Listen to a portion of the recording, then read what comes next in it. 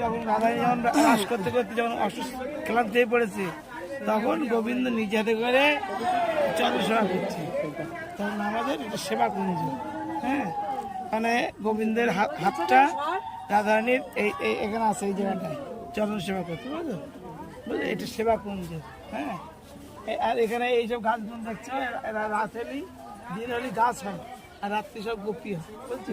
এখানে কোনো বাঁদর কেউ থাকতে পারে না, যেটা 8টার সময় বন্ধ হয়ে যাবে। যদি বাঁদর থাকে হয় কানা হয়ে যাবে, নাহলে বন্ধ হয়ে যাবে, নাহলে মারা যাবে।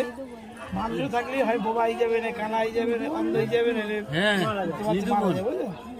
এখানে কেউ থাকতে পারে না, বুঝলো? না, নিধুবন, এটা সেবা কুঞ্জ।